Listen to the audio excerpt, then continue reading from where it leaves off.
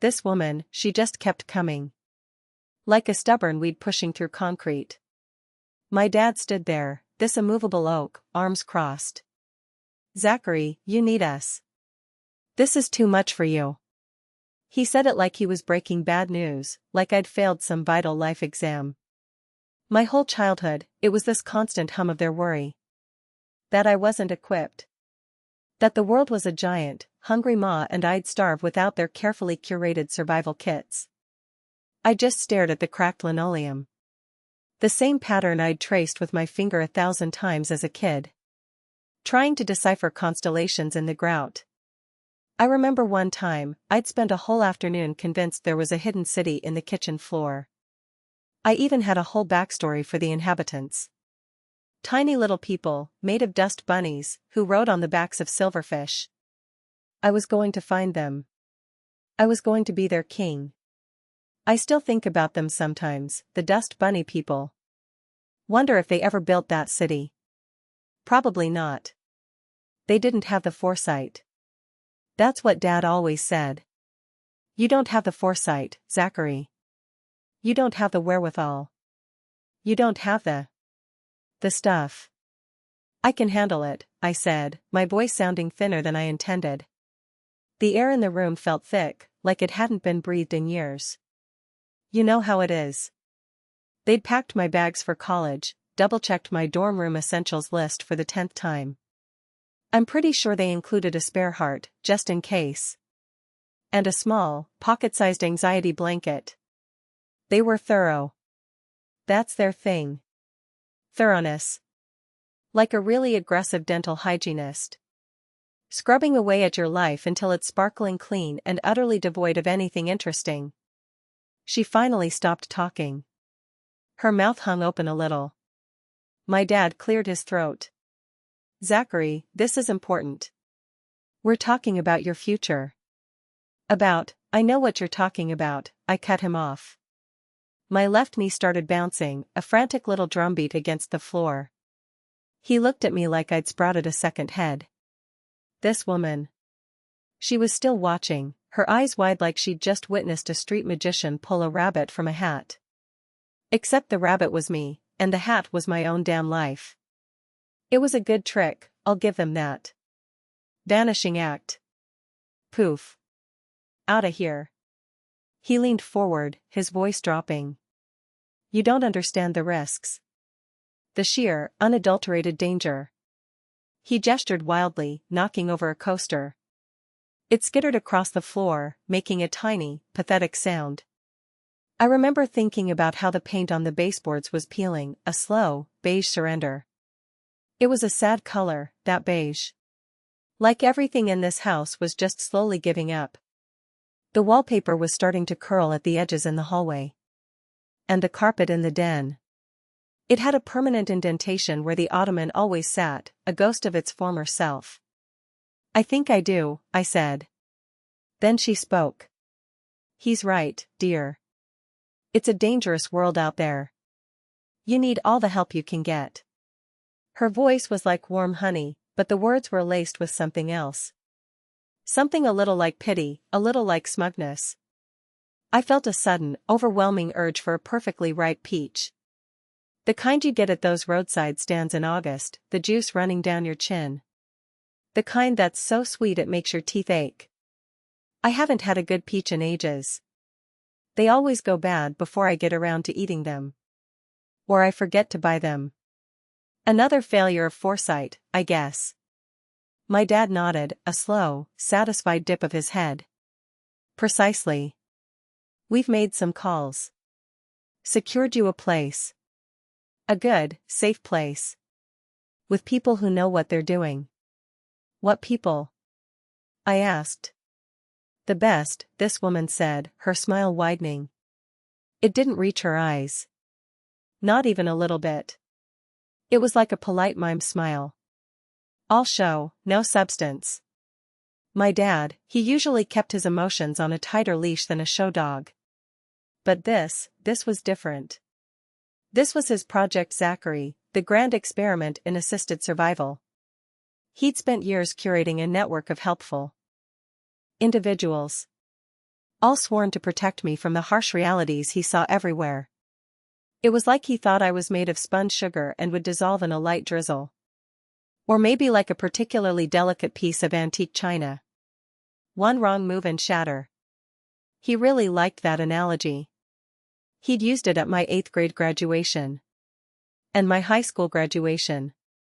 And when I got my driver's license. They're vetted, Zachary. Top tier. They'll mentor you. Guide you. Make sure you don't what? Don't falter. The word hung there, heavy and damp. Like a wet towel left on the floor. I remembered this one time, years ago, when I was trying to build a treehouse. I had the blueprints, the lumber, even the special screws my dad insisted on. But the main support beam, it was just a little too short. I'd spend hours trying to force it, my hands raw, my temper fraying like an old rope. My dad had come out, taken one look, and said, "See? This is why you need help. You don't have the foresight." He didn't offer to help fix it. He just pointed out my failure. He was so proud of that moment. I still remember the exact shade of green of the grass that day. And the buzzing of a fly near his ear. He swatted at it, missed, and then went back to looking at my pathetic, short beam. "I'm not going to falter," I said, my voice a little louder this time. The bouncing stopped. My hands felt clammy. I should probably call the dentist about that toothache I've been ignoring. It's probably nothing. Just a little sensitivity. Or maybe it's a cavity. Oh well. Future Zachary's problem. This woman reached out, her fingers brushing my arm. Her skin felt cool. "Oh, Zachary," she sighed. "It's so sweet that you think that." Her tone was like a lullaby sung by a robot. Too perfect, too saccharine. Like the artificial sweetener they put in diet soda. It's supposed to be good, but it leaves a weird aftertaste. My dad stood up then. He walked over to a shelf and picked up a small, ornate box. "This is from Aunt Carol. She always worried about you too." He placed it in my hands. It felt surprisingly heavy. The weight of it was comforting, in a weird way. Like a pet rock, but with more implied history. Aunt Carol? I hadn't heard that name in years. She was the one who always smelled faintly of lavender and mothballs. And sometimes, if you got really close, a hint of stale sherry. She used to knit me these incredibly itchy sweaters for Christmas. They were always the wrong size, too. I think she meant well, but her execution was always a little off. Like my treehouse beam. Yes. She sends her love. And this. He winked. A little something to help you get started. That wink. It was a conspiratorial wink. Like we were sharing a secret. Except the secret was that I was apparently incapable of starting anything on my own. I looked at the box. It was inlaid with mother of pearl, a swirling, iridescent pattern that reminded me of oil slicks on a wet road. I felt an odd pull towards it, a curiosity that warred with my growing unease. What was in there? Money? A tiny, perfect compass? A miniature, self-folding map of my inevitable demise? The possibilities were endless. Or at least, a limited number of well-intentioned, but ultimately useless, gifts. "So, what's the plan?" I asked, trying to keep my voice even. I wanted to sound like I was in control, like I was part of this. Not just the recipient of their grand pronouncements. My dad clapped his hands together, a sound like two dry twigs snapping. "Excellent question. You'll be going to a retreat. Very exclusive. They'll teach you all the essentials." A retreat, I echoed. The word sounded a little too much like retreat. As in, treat yourself to a nice long break from thinking for yourself. Precisely. You'll be there for 6 months. No contact. He smiled. It was a tight, controlled smile. The kind you see on a politician before they deliver bad news. Or the kind you force when you're trying to sell a used car that's about to break down. I looked at this woman. She was nodding along, her expression serene. Like she was watching a particularly charming nature documentary. A segment on the mating rituals of the endangered, overprotected Zachary. 6 months, I said. The words felt foreign in my mouth. I thought about the dusty box in my hands. And then I thought about the perfectly ripe peach again. I could almost taste the sweetness. And then I remembered that peaches go bad. And that I'd probably forget to eat them. The cycle continues. My dad was already moving on. And don't worry about your apartment. We'll have it cleared out. Stored. Or donated. Whichever is more practical. He paused, then added, we'll make sure all your affairs are in order.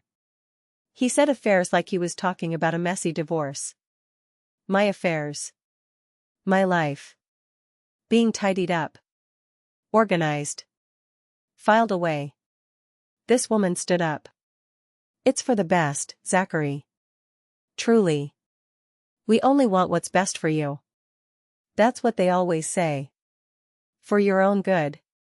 It's usually a prelude to something I'm not going to like. Like eating broccoli when you're a kid. Or getting a root canal. I opened the box. Inside, nestled on a bed of faded velvet, was a single, tarnished silver locket. I didn't open it. I just held it. The weight of it in my palm was grounding. It felt solid. Real. Unlike the vague promises of my future. It was probably empty. Or contained a tiny, faded picture of Aunt Carol's prize-winning poodle. So, that's it then? I asked. A rhetorical question, mostly.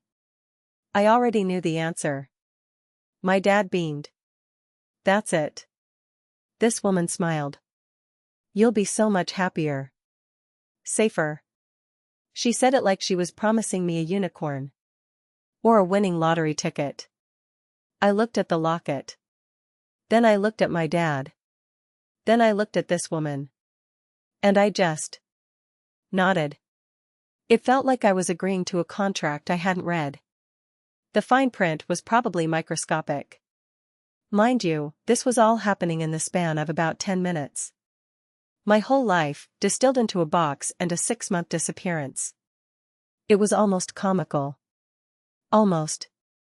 Like a really bad sitcom. Except the laugh track was missing. And the canned applause was replaced by the sound of my dad clearing his throat. My dad picked up my coat from the back of a chair. Let's get you ready. He said it like we were going to the park. Or to pick up ice cream. Not to be shipped off to some mysterious retreat for half a year. I stood there for a moment, the locket still in my hand. The air in the room felt suddenly lighter, as if they'd exhaled a year's worth of worry. Or maybe they were just relieved to be rid of the burden of my supposed incompetence. It's exhausting, apparently, being worried about someone. Like a full-time job, but with no pay. He put the coat on me. It was a little too big. It felt like borrowing someone else's life. Someone who was already prepared for the elements. And for whatever else was out there. We'll miss you, dear, this woman said. Her voice was back to that warm honey tone. The kind that makes you want to be sick. You'll be back, my dad added. Stronger. Wiser. He said it like a mantra. Or a sales pitch. I just stood there. The locket felt warm now. Probably from my clammy hands. Anyway. That was it. The drive home was quiet. Usually, after these sorts of pronouncements, there's at least some kind of debrief. A post-game analysis of the situation. But this time, nothing. My dad drove. His hands were steady on the wheel. He hummed a little tune. Something classical. Probably Beethoven. He likes Beethoven. Says it's structured. I can see why he'd like that. Structure. Order. Predictability. Everything my life wasn't, in his opinion. The car smelled faintly of stale coffee and that air freshener he always uses. The pine tree kind. It was always a little too strong. Like they were trying to mask something. Maybe the smell of his own anxieties. Or mine. We passed a group of kids playing on the sidewalk. They were laughing. Loudly. Uninhibitedly. I watched them for a second. They looked so free. Unburdened. Like they hadn't had their future prearranged by a committee. They were just playing. I remember. Playing. Building forts. Chasing fireflies. Pretending the cracks in the sidewalk were lava.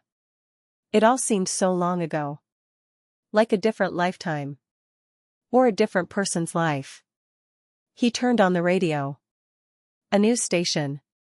Something about the stock market. He always listened to the news. Said it was important to stay informed. To understand the economic climate. As if the stock market was the only thing that could bring me down. He forgot about the existential dread. Or the possibility of rogue squirrels. Those things are dangerous. Especially the ones with the bushy tails. They have a look in their eye. I looked out the window. The houses blurred past. Each one with its own little world inside. People eating dinner. Watching TV. Arguing. Making up. Living their lives. Unsupervised. Unmanaged. My dad cleared his throat again. "You'll be fine, Zachary." "I know," I said. It was a lie. I didn't know. I didn't know anything. Except that I was going somewhere for 6 months. And that my apartment was going to be cleared out. It felt like I was being packed away. Like a forgotten toy. Put in the attic until someone remembered I existed. He didn't say anything else. He just kept humming. That Beethoven tune. It was a bit mournful. Or maybe I was just projecting. It's hard to tell sometimes. When you've been told you're incapable of handling things for so long, you start to believe it. You start to think that maybe you are made of spun sugar. And that a light drizzle could indeed do you in. We got to the house. The front door opened before we even got to it. My mom was standing there. She had that worried look on her face. The one she always wore when she thought I was about to trip. Or spontaneously combust. "Zachary!" she exclaimed. Her voice was a little too high. Like she was trying to convince herself as much as me. "Are you ready?" I just nodded. The locket felt heavy in my pocket. A little anchor. "Your father has everything under control," she said, patting my dad's arm. He gave her a small, tight smile. The kind that says, "Yes, dear. I am indeed in control. As always." She then turned her attention back to me. "Now, remember what we said. Be sensible. Make good choices." She paused. "And call us. When you can. Of course." The caveat hung in the air. The unspoken if you remember. Or if you're even capable of remembering. I nodded again. The locket felt like it was burning a hole in my pocket. Or maybe that was just my anxiety. It has a way of manifesting physically. Little phantom pains. Little burning sensations. Little urges for peaches. My dad walked over to the shelf. He picked up the ornate box. He held it out to me. "Here. You'll need this." I took it. It was the same weight as before. The mother of pearl still swirled. It was beautiful, in its own way. A beautiful distraction. "And this," my mom said, pulling a small, neatly folded piece of paper from her apron pocket. "It's the address. And the contact number. For emergencies. Just in case." She handed it to me. It was very official. Like a summons. Or a boarding pass. I took it. The paper felt crisp. New. Untouched by the messiness of life. My dad clapped his hands together. That dry twig snap sound. All right then. Let's get you settled in. Settled in. That's a nice way of putting it. Like I was a piece of furniture. Being moved to a new room. A room where I wouldn't disrupt anything. A room where I wouldn't break anything. I looked at my mom. Her eyes were glistening. A single tear traced a path down her cheek. It was a very controlled tear. A well-behaved tear. Like everything else in this house. We love you, Zachary, she whispered. We do, my dad echoed. His voice was a little rougher. Like he was trying to swallow something. I just stood there. Holding the box. And the piece of paper. The locket was still in my pocket. The weight of it was a constant reminder. A reminder of what? I wasn't sure. Maybe a reminder that I was capable of holding something. Something tangible. Something real. Even if it was just a tarnished locket. He put his hand on my shoulder. A firm, reassuring pat. You'll do great, son. I looked at him. He looked so proud. So confident. Like he had orchestrated this entire event. And it had gone off without a hitch. The perfectly executed plan. The flawless execution. The absolute absence of any unexpected variables. Like me. Then he steered me towards the door. Towards the car. Towards my new, temporary, highly supervised life. The front door closed behind us. The click was definitive. Like a lock turning. The car started. The engine hummed. A low, steady drone. Like the hum of their worry. But this time it was a hum of anticipation. Of relief. Of a job well done. We drove. Away from the house. Away from everything I knew. Towards. What? I still didn't know. The retreat. The 6 months. The no contact. It all felt like a dream. A strange, unsettling dream. I looked at the box in my lap. The mother of pearl swirled. It was mesmerizing. Like staring into a kaleidoscope. Endless possibilities. Endless patterns. None of them my own. The locket in my pocket felt warmer now. Or maybe it was just my hand. Sweating. We drove past the park. Kids were still playing. Still laughing. Still living. The news droning on the radio. Stock market fluctuations. International crises. The usual. The world in all its chaotic glory. And here I was, being carefully curated. Protected. Shielded from it all. My dad's humming. That Beethoven tune. It was still there. A constant, low thrum.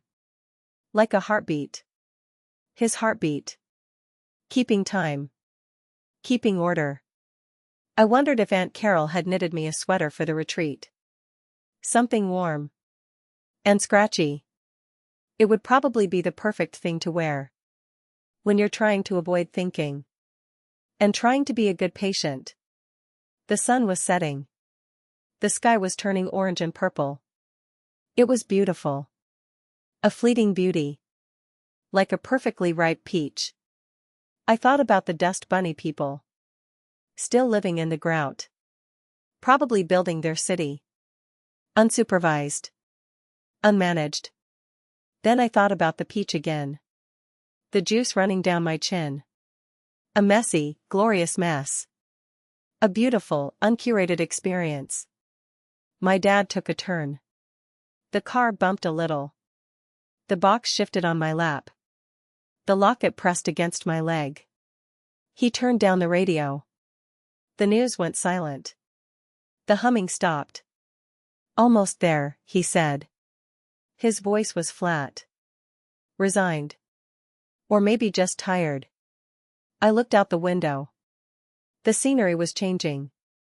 Becoming more remote. less familiar. I felt a strange sense of calm. A surrender. Like the peeling paint on the baseboards. A slow, beige surrender. The locket felt cool against my skin now. Solid.